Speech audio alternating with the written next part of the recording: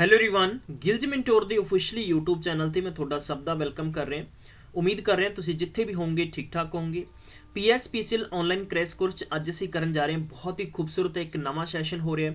ਇਸ ਨਵੇਂ ਸੈਸ਼ਨ ਦੇ ਬਾਰੇ ਤੁਸੀਂ ਐਟ ਦਾ ਐਂਡ ਜ਼ਰੂਰ ਦੱਸਣਾ ਹੈ ਕਿ ਤੁਹਾਨੂੰ ਕਿੱਦਾਂ ਲੱਗ ਰਿਹਾ ਕਿੱਦਾਂ ਨਹੀਂ ਲੱਗ ਰਿਹਾ। ਬਲਕਿ ਇਹ ਸੈਸ਼ਨ ਬਹੁਤ ਹੀ ਇੰਪੋਰਟੈਂਟ ਹੋਏਗਾ ਔਰ ਇਸ ਪਾਰਟਿਕੂਲਰ ਸੈਸ਼ਨ ਦਾ ਜੋ ਟਾਈਟਲ ਦਿੱਤਾ ਸੀ ਸਮਾਧਾਨ, ਇਸ ਸਮਾਧਾਨ ਸੈਸ਼ਨ ਦੇ ਵਿੱਚ ਕੀ ਕਰਾਂਗੇ ਆਪਾਂ ਖਾਸ ਤੌਰ ਤੇ ਉਹ ਸਟੂਡੈਂਟਸ ਜਿਹੜੇ ਕਿ ਕਿਤੇ ਨਾ ਕਿਤੇ ਇੰਗਲਿਸ਼ ਦੇ ਵਿੱਚ ਖਾਸ ਤੌਰ ਤੇ ਵੀਕ ਆਪਣੇ ਆਪ ਨੂੰ ਸਮਝਦੇ ਹੈ, ਤੁਹਾਡੀ ਵਕੈਬ ਨੂੰ ਕਿਵੇਂ ਤਿਆਰ ਕਰਾਉਣਾ ਹੈ ਇਹ ਸਾਡੀ ਰਿਸਪੌਂਸਿਬਿਲਿਟੀ ਹੋਏਗੀ।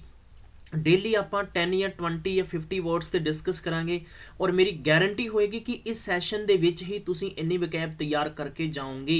राइट, इस तो अलावा यानी वो जो इंपॉर्टेंट इंग्लिश के रूल्स ने चाहे वो बेसिक तो लैके हाई लैवल तक की गल करिए, SSC CGL वगैरह CPO है या थोड़े बैंकिंग एग्जाम्स है, इस तो अलावा जिवें PSPCL आप जो पंजाब गौरमेंट के एग्जाम्स की गल करिए तो PSCB क्लर्क एग्जाम है, इन्हां एग्जाम्स के पॉइंट ऑफ व्यू नाल आप अगर आप देखांगे तो इन्हां दा तुहानूं बहुत ज़्यादा बेनीफिट्स होने वाला है। ठीक है, तुसीं सैशन तो एंड विच दसना है, बल्कि अज दा जो पर्टिकुलर सैशन होएगा ये तुहाडी डेमो क्लास होएगी।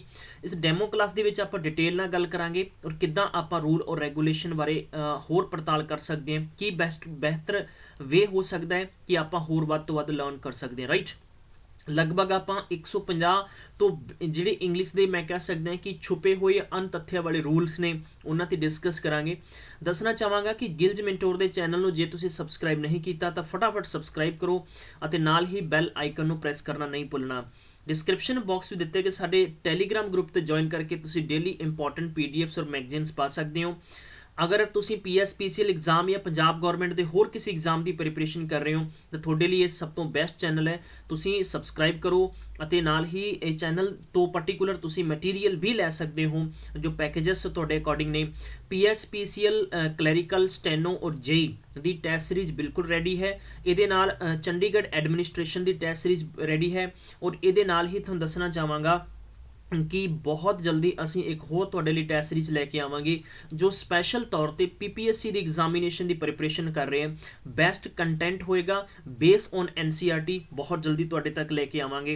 राइट, और तुसी इस चैनल नूं पर्टिकुलर सबसक्राइब और शेयर जरूर करना यार। ठीक है, जिद्दां कि आपां गल करदे कि वकैब नूं किद्दां तैयार करना है, आप गल करते हैं कि एक मैं नाउन वर्ड लिया वा इत्थे है नैक्सस। इस नैक्सस वर्ड नूं देखो बेसिकली कि नैक्सस नूं तो आप हर कोई याद रख सकता है, बट खास तौर पर आप नैक्सस की गल करते हैं तो इसनूं किद्दां होर याद कर सकते हैं।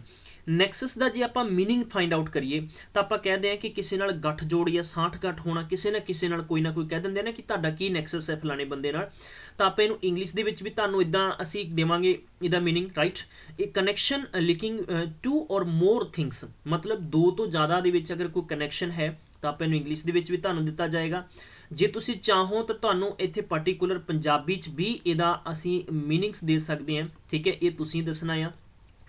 एग्जाम्पल भी तुहानूं दिता जाएगा। ठीक है, जिद्दां कि nexus between the industry and the political power, ये तुहानूं मीनिंग्स दिता जाएगा ताकि तुसीं याद कर सको। हुण देखो ट्रिक की कहंदी है, ट्रिक दे विच तुसीं किद्दां याद कर सकदे हो, ट्रिक च तुसीं ये याद कर सकते हो कि नैक्सस दा आपां मतलब की बनावांगे नक्सल। ठीक है, नक्सल प्रभावित जिहड़े क्षेत्र ने आपां कह सकते हैं कि नक्सल इलाकिਆਂ ਵਿੱਚ नक्सली ਜਿਹੜੇ ਲੋਕ ਨੇ, ठीक है, बहुत ज़्यादा एक दूजे नाल की हुंदी है, उन्हां दी साठ-गांठ हुंदी है एक दूजे नाल, बहुत ज़्यादा उन्हां दा अंदरूनी की हुंदा है ढांचा कनैक्शन बहुत ज़्यादा होंदा है, क्योंकि हमेशा जो नक्सली है ना वो हमेशा की करते अटैक किस ते करते बाहरी लोगों ते करते हैं या वो आर्मी ते करते हैं, तो अंदरले लोगों की साठ-गांठ होंदी। तो नैक्सस नूं आपां किहदे नाल रिलेट करांगे, नैक्सल नाल। क्लीयर है, तो इदां दा आपां एक बेसिक तरीका है साडे कोले, यह बहुत इंपॉर्टेंट टॉनिक है जिस नाल कि बहुत ज़्यादा लोगों की वकैब स्ट्रोंग बनी है। ठीक है, सानू ज़्यादा नहीं एटलीस्ट सानू मैं कह सकदा कि समथिंग साढ़े को 2000 वर्ड्स की वकैब होनी घट्टो घट्ट जरूरी है किसी भी एग्जाम के विच बेहतर तरीके नाल स्कोर करने लई। हुण आपां सिलसिला शुरू करते हैं अनतथ्य और अनसुने और इदां दे जिहड़े कि थोड़े बहुत इंपॉर्टेंट पावरफुल जो मैं एरर्स कह सकदा है, चाहे वो फिल इन दी ब्लैंक हो सकते हैं, चाहे तुहानूं पर्टिकुलर कि ईवन कि किसी भी सेंटेंस दिते जा सकते हैं, तुसीं इन्हां दे विच बेहतर तरीके नाल किद्दां एरर्स फाइंड कर सकते हो। क्लीयर, मैं ये जिन्ने भी पॉइंट्स चुकांगा प्रीवियस ईयर पेपर सैट है, चाहे वो PSCB क्लर्क एग्जाम है, चाहे पुडा पेपर है, चाहे PPSC एग्जाम है, इस तो अलावा भी PSPCL एग्जाम है या मंडी बोर्ड एग्जाम है, ठीक है, या टैक्सेशन असिस्टेंट की गल करते हैं, इंस्पैक्टर की गल करते हैं, इन्हां सारे पेपरों चों चुक के असीं ये पर्टिकुलर एरर्स एंड मैं तुहानूं कह सकदा कि अनतथ्य और अनसुने जो तुहाडे तक ये सेंटेंसिस होणगे इन्हां ते आपां डिस्कस करांगे। Clear right. जिद्दां कि पहला सेंटेंस दिता है until the world last the earth will go around the sun no error. चाहे तुसीं इनू देखो आपां इंज भी कह सकते हैं प्यारे बच्चों कि इनू पार्ट ए बना दिए, दिस विल पार्ट बी हो गया and this will part C हो गया, दिस विल पार्ट डी हो गया। अक्सर बार इंज भी करके दिता जा सकता है और तुसीं फाइंड आउट करोगे कि सेंटेंस तुहानूं रीड करन दे विच बहुत ईजी लगेगा। इदां ही तुसीं सैकेंड सेंटेंस रीड करोगे, you will not pass until you do not work hard. ठीक है, मतलब कि ये सेंटेंस का मतलब की है कि जब तक तुसी हार्ड वर्क नहीं करोगे तब तक तुसी की हो सकते पास नहीं हो सकते हो। थर्ड सेंट देखो, पहले च अंटिल दिता गया है, दूसरे च अंटिल दिता गया है, फिर तीसरे च अंटिल दिता गया है और चौथे दे विच तुसी देखोगे कि तुहानूं की दिता गया वा, अनलैस दिता गया। ठीक है, चौथे सेंटेंस की दिता गया, अनलैस दिता गया। पंजवें च फिर अनलैस दिता गया। तो अंटिल और अनलैस का एक रूल की है, उस तो बाद तुसी सारे सेंटेंसिस दे पर्टिकुलर जिन्नी भी मैं तुहानूं ये सेंटेंसिस सिखावांगा सब दे तुसी ईजिली और बहुत ही आरामदायक नाल आंसर्स फाइंड कर सकते हो। क्लीयर है। लेकिन जिथों तक आप गल करते हैं, मैं अगर सैकेंड सेंटेंस नूं करैक्ट करा तो सैकेंड सेंटेंस नूं मैं करैक्ट किद्दां कर सकदा है, मैं इंज कर सकदा कि मैं इत्थे लिखांगा कि यू विल, हाँ जी, यू विल नॉट, मैं लिखांगा यू विल नॉट पास। ठीक है, फिर आप लिखता कि अनलैस, राइट, की लिखता अनलैस यू वर्क हार्ड। ठीक है, इस सेंटेंस नूं आपां इदां मॉडिफाई करता, कोई इशू नहीं है, कोई दिक्कत नहीं है, तुसी फाइंड आउट कर लिया। बट इन्हां दे अनतथ्य और अनसुने और अनकहावतां की ने कि इन्हां सेंटेंसिस दे विच रोंग नोट डाउन करो। सब तो पहला पॉइंट की हुंदा है कि जदों भी तुहानूं किसी भी सेंटेंस दे अंदर की दिता जाए अंटिल दिता जाए, अंटिल नूं आपां कित्थे यूज कर सकते हैं, नोट डाउन कर सकते हो। ठीक है, टाइम ओरीएंटेड कित्थे कर सकते हैं, आपां टाइम ओरीएंटेड कर सकते हैं। टाइम ओरीएंटेड का मतलब की है कि आपां इनू जे जिन्ने भी स्टूडेंट्स बाहर दे देख रहे ने समय, जिथे किसी सेंटेंस दे विच किसी टाइम की गल हो रही है उत्थे आपां हमेशा कादा यूज करांगे, अंटिल दा यूज करांगे। कादा यूज करांगे, अंटिल दा। नोट डाउन करो मेरी गल नूं, कादा यूज करांगे, अंटिल दा यूज करांगे। जिथे भी आपां नूं पॉइंट नंबर 2 की गल करते हैं आपां कि जिद्दां कि तुहानूं अगर अनलैस की गल कही जाती है भी सेंटेंस दे विच अनलैस दिता होया तो अनलैस रिलेटेड किहदे होएगा, अनलैस हमेशा की होएगा, एक्शन ओरीएंटेड होएगा। कादे होएगा, एक्शन ओरीएंटेड होएगा। ठीक है, जिथे किसी सेंटेंस दे विच किसी एक्शन की गल हो रही है उत्थे आपां यूज करांगे। पॉइंट नंबर 3 बहुत ही इंपॉर्टेंट होएगा कि रूल नंबर 3 की होएगा, मैं इत्थे पर्टिकुलर सारा लिख के देवांगा कि बोथ आर की होणगे तुहाडे कोले, बोथ आर नैगेटिव सेंटेंस। मतलब negative sentence not negative words, आपां कह सकते हैं कि दोनों की हुंदे ने, नैगेटिव वर्ड्स हुंदे ने। ठीक है, इन्हां दे विच कदे भी आपां नैगेटिव यूज नहीं कर सकते हैं। So do not use the note. ठीक है, नैवर, नो, विद। मैं तुहानूं दस दिना इत्थे कि तुसीं इन्हां दे विच नो, ठीक है, और कदे भी नैवर या तुसीं इहदे नाल आपां तुसीं पर्टिकुलर की नॉट दा यूज नहीं कर सकते हो। ठीक है, क्योंकि पर्टिकुलर तुहाडे कोल 2 क्लोज होणगियां, एक क्लोज च नैगेटिव दिता जाएगा, सैकेंड दे विच नैगेटिव तुसीं की क्लोज कंटेनिंग देयर वर्ड्स हो सकता है। ठीक है, याद रखना है कि unless you work hard you will not pass. Sentences का रूप ढंग चेंज किया जा सकता है अकॉर्डिंग टू सेंटेंस। ठीक है, सेंटेंस से कोई फर्क नहीं पएगा। जिद्दां कि मैं गल करांगा कि मेरे को एक क्लोज दे रखी है और फर्स्ट क्लोज दे रखी है, तुसीं इसनूं फर्स्ट जगह मूव कर सकते हो और इनू की कर सकते हो, सैकेंड जगह मूव कर सकते हो। क्लीयर है, कोई दिक्कत नहीं है। हुण मैनूं तुसीं ये दसो भी जो सैकेंड सेंटेंस है इहदे च किसी भी टाइम ओरीएंटेड गल हो रही है, टाइम ओरीएंटेड गल नहीं हो रही बल्कि एक्शन की गल है, तो तुसीं इत्थे चेंज करके लिख सकते हो। Second first thing is that आपां अगर गल करते हैं कि अंटिल द वर्क हार्ड। ठीक है, तीनों सेंटेंस दे विच आपां नूं की दस्सिया जा रहा है कि यू विल नॉट पास, तुसीं पास नहीं होंगे। ठीक है, अनलैस यू वर्क हार्ड, जब तक तुसी कठिन कर्म नहीं करोगे। बल्कि इत्थे सेंटेंस दे विच की चीज़ नहीं होनी चाहिए सी, डू नॉट आपां यूज नहीं कर सकते हैं। डू नॉट आपां यूज नहीं कर सकते हैं क्योंकि ये सेंटेंसिस दे विच आपां नैगेटिव वर्ड्स का यूज नहीं कर सकते। ये याद रखना क्योंकि ये अपने आप दे विच की हुंदे आ, नैगेटिव हुंदे ने।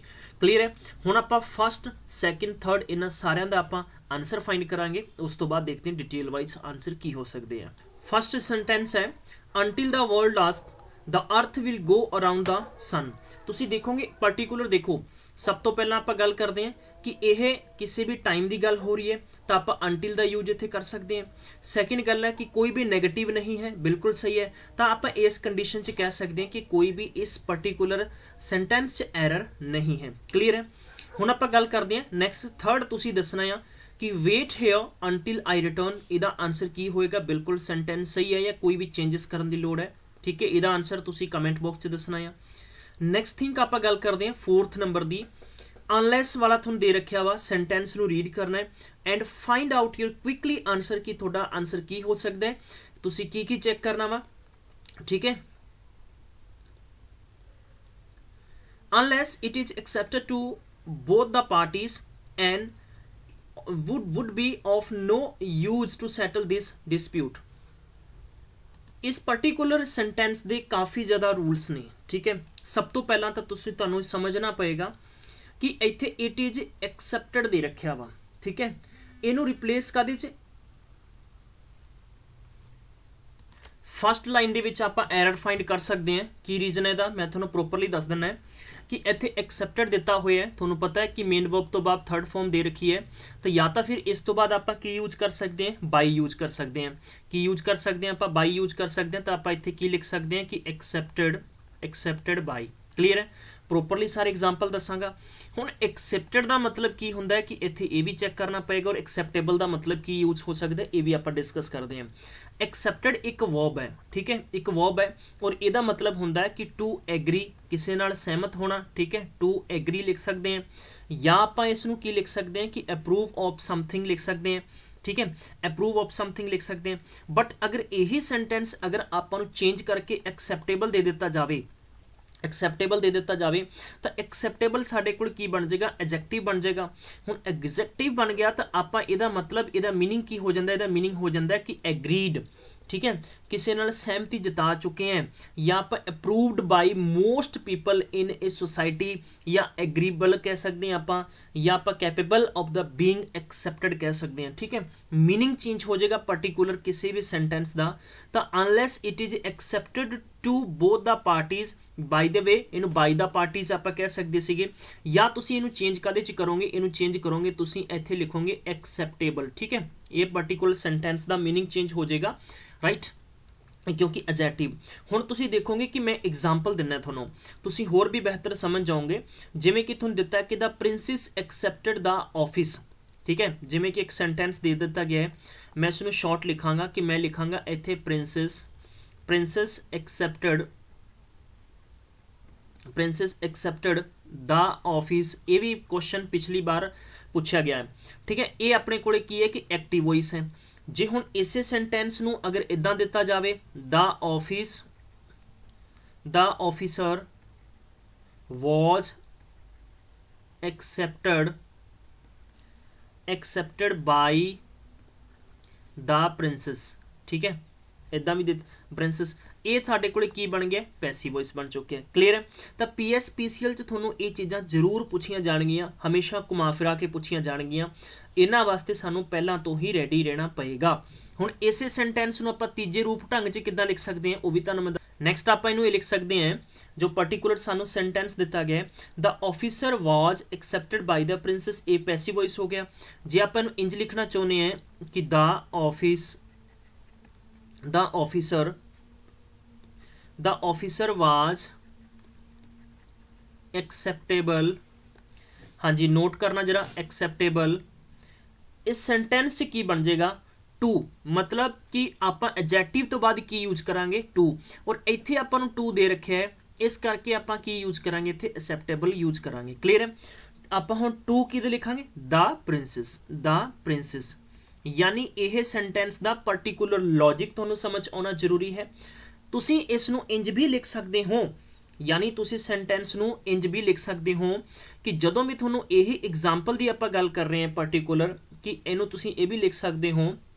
ਠੀਕ ਹੈ, ਕਿ ਜਿਵੇਂ ਇਸ ਸੈਂਟੈਂਸ ਨੂੰ ਆਪਾਂ ਕੰਟੀਨਿਊ ਕਰਦੇ ਹਾਂ, ਤੁਸੀਂ ਅਗਰ ਇਸ ਨੂੰ ਨਹੀਂ ਚੇਂਜ ਕਰਨਾ ਚਾਹੁੰਦੇ, ਅਗਰ ਤੁਸੀਂ ਅਸੈਪਟਡ ਲਿਖਦੇ ਹੋ, ਕੀ ਲਿਖਦੇ ਹੋ? ਅਸੈਪਟਡ, ਤਾਂ ਅਸੈਪਟਡ ਤੋਂ ਬਾਅਦ ਕੀ ਯੂਜ਼ ਕਰੋਗੇ? ਬਾਈ ਯੂਜ਼ ਕਰੋਗੇ। ਠੀਕ ਹੈ, ਇਹ ਅਗਰ ਤੁਸੀਂ ਲਿਖਦੇ ਹੋ ਕਿ ਅਸੈਪਟੇਬਲ, ਠੀਕ ਹੈ, ਅਸੈਪਟੇਬਲ ਤੋਂ ਇਸ ਤੋਂ ਬਾਅਦ ਯੂਜ਼ ਤੁਸੀਂ ਕੀ ਕਰੋਗੇ? ਟੂ ਯੂਜ਼ ਕਰੋਗੇ। ਕਲੀਅਰ ਹੈ, याद रखना है सेंटेंस च मिसटेक बिल्कुल भी नहीं होनी चाहिए। तो इस सेंटेंस का करैक्ट रूपरेखा की बन जाएगा, करैक्ट रूपरेखा ये बन जाएगा कि अगर तुसी एक्सेप्टेड रखना है तो उस तो बाद तुसी की यूज करो, या तो बाई यूज करो या फिर एक्सेप्टेड ਨੂੰ चेंज करके की यूज कर दो, एक्सेप्टेबल एक्सेप्टेबल टू रखोगे। क्लियर है, सेंटेंस च कोई दिक्कत नहीं है। क्लीयर समझ आ गया होएगा, आई थिंक बिल्कुल क्लीयर है। तो मैनू दस दो कि तुसी लाइक और शेयर करते चलो कि हाँ जी बिल्कुल असी जड़ तक पहुँच चुके हैं। ये अनसुने अनतथ्य जो सेंटेंसेस ने यही तुहानू मैं अच्छे तरीके नाल कवर करा रहा वां। हुण देखो इस च तुहानू की दस्सिया कि unless you do not give the keys of the safe you will be shot. मतलब कि अगर पर्टिकुलर सेंटेंस के अंदर कोई भी एक्शन की गल हो रही है तो आप अनलैस का यूज करांगे। टाइम की गल हो रही है तो आप अंटिल का यूज करांगे। तो इस सेंटेंस के विच तुहानू किहड़ा पार्ट रॉन्ग लग रहा वा या किहड़े पार्ट नू चेंज करने की लोड़ है, पहला कमेंट बॉक्स आंसर दसो अपना। ठीक है, इस पर्टिकुलर लाइव सैशन के अंदर अपनी डिस्कस कर रहे हैं, तुसीं दसो कि हाँ जी ये नैक्सट पार्ट ABCD किहड़ा पार्ट रॉन्ग है या किस पार्ट नू आपां चेंज कर सकते हैं और किस वे नाल चेंज कर सकते हैं। क्लीयर है, सब ने दसना है। पहली गल आपां गल करते हैं कि अनलैस दिता है, ठीक है, इफ नोट की गल हो रही है इत्थे अनलैस और देखो क्लोज साडे कोले टू ने, ठीक है, पर्टिकुलर अनलैस दे नाल ही सानू की दे रखे नोट दे रखे। पहली गल तो आपां एरर इत्थे फाइंड कर सकते हैं जो कि नहीं होना चाहिए सीगा। In the same close not is not मैं कह सकते हैं कि use with the unless.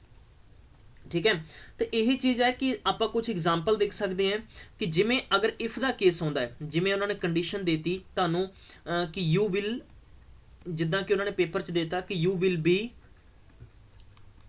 B सिक। ठीक है, इफ हाँ जी if you do not stop eating. ठीक है, ये वाला सेंटेंस तुहानू दे रखा वा, इहनू दसना तुसी कितना तुसी इस एग्जाम्पल नू समझोगे। You will be sick if you do not stop eating. ठीक है, हुण देखो इत्थे इफ दिता है, इस नू आपां चेंज करके की लिख सकते हैं, you will be sick unless you stop eating. तो मतलब इस सेंटेंस क्लोज जो डिफरेंस की है कि तुहानू दस्सिया सीगा कि जदों भी अनलैस तुसी यूज करोगे अनलैस, ठीक है, और दूसरा तुहाडे कोले अगर अंटिल है तो याद रखना है कि यह इन्हां दे बाद यानी आपां काहदा यूज नहीं कर सकते कि बोथ आर ऑलरेडी की है नैगेटिव ने नॉट यूज नहीं कर सकते। क्लीयर है, तो तुसी इत्थे यानी डू नॉट यूज नहीं कर सकते हो। ये सेंटेंस दे विच सब तो मेनली एरर है, जो नॉट वाला सेंटेंस है ये डेफिनेटली ही अपना रॉन्ग होएगा। बल्कि इसनू तुसी दो तरीके नाल बना सकते हो कि if you do not give and unless you इनू या कर सकते हो कि अनलैस यू गिव, ठीक है, इज द राइट यूजेस तुहाडा होएगा। क्लीयर है, कोई दिक्कत नहीं है। मतलब कि या तो तुसी चेंज कर सकते हो कि if you do not give, या तो इसनू अनलैस नू तुसी कादे चेंज कर सकते, इस क्लोज चेंज कर सकते हो कि if you do not give, बाकी तुहाडा सेंटेंस सेम रहेगा। अगर तुसी इस चीज़ दे विच क्योंकि नॉट अगर रखना चाहुंदे हो तो तुहानू इत्थे यूज की करना पेगा इफ। अनसुना अनकहा तथ्य बहुत इंपॉर्टेंट है। या थोनू इत्थे इफ की जगह अगर अनलैस ही यूज करना तो फिर तुहानू एक ही चुकना पएगा, नॉट वाला सेंटेंस चुकना पएगा। और यू नो वेरी वेल कि हमेशा यानी डू नॉट दे नाल प्रेजेंट सिंपल के अंदर आएगा, तो यू गिव यानी डायरैक्ट यू तो बाद यानी सबजैक्ट तो बाद तुसी की यूज करोगे, वर्ब यूज ही करोगे। क्लीयर है, कोई दिक्कत नहीं है। जे समझ आ चुके लाइक और शेयर करते चलो नाल दी नाल।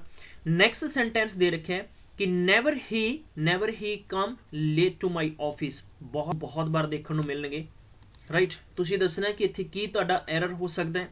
देखो नेवर ही इहदा मतलब की है कि इहदा मतलब है कि किहड़ा पार्ट तुसीं रॉन्ग दसना वा। सेंटेंस दे विच की चीज़ां हो सकदियां।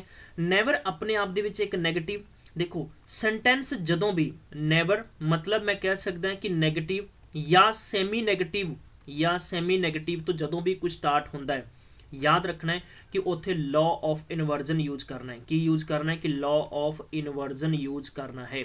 ठीक है, लॉ ऑफ इनवर्जन की हुंदा है और इसकी रूल की है।